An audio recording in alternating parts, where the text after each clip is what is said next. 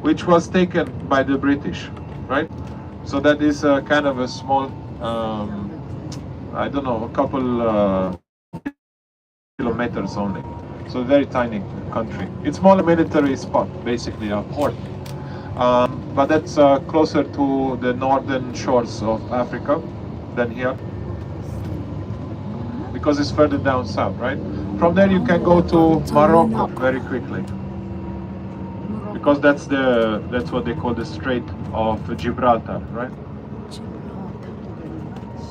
But here we are far away from there. But if you for the yacht here, maybe they can take you there. There's a lot of yachts here because Monaco is the place for the rich people. This is what we call the playground of the rich. And mostly because Monaco is the place for the rich people not pay taxes. So that's why they always say the rich only get richer. What you need to make money is money. And if you have a lot of money, nobody will ask you to pay. But there is a certain requirement for you to rent here. For example, Formula One pilots, they love to live here. Because all the earnings they get from the sports, millions, they don't have to pay taxes. Wow. So all the money they can spend on buying a luxury apartment here and spend very comfortable life here. So that's why most of them, the people of sports in the world, and people want to, live the glamorous lifestyle, this is the perfect location.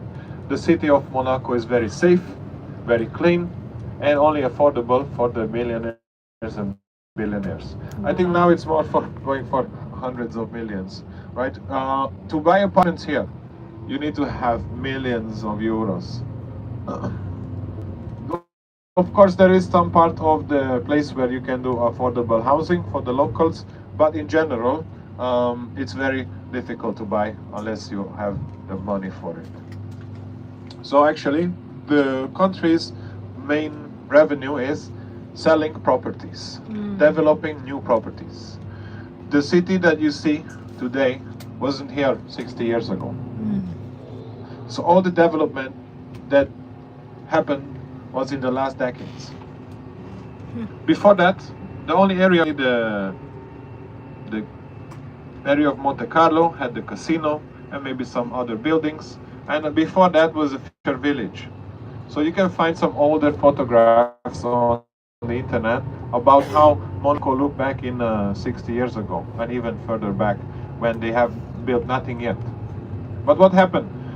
Monaco had to do a kind of rebranding of its place because they needed money. So actually, Monaco made a treaty also with the French back in the day, and they had diplomatic ties with the French for the French to protect Monaco.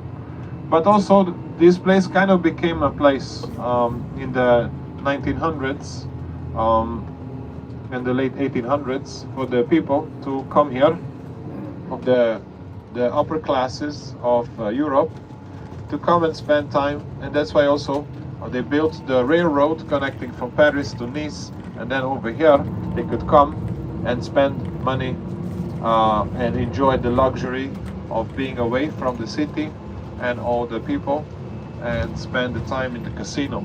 So the Grand Casino of Monte Carlo became the sensation of that time, and even ever since, this is been in the movies, James Bond and whatnot. So that became part of the pop culture, in a global pop culture place that everyone wants to know about. And the city also is home for the Formula One race, Grand Prix, F1 Grand Prix also, and also they have the historic Grand Prix. At the time when the race is here, the whole city transforms.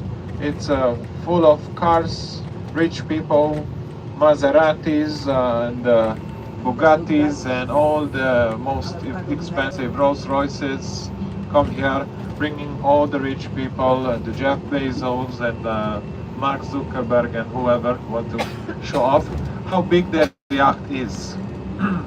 So back in the day, had the French king Louis XIV build the largest palace and the most expensive in Europe. And now the thing is, nobody cares about buildings anymore. Because the building you cannot show everywhere, but the yacht you can bring everywhere. So you can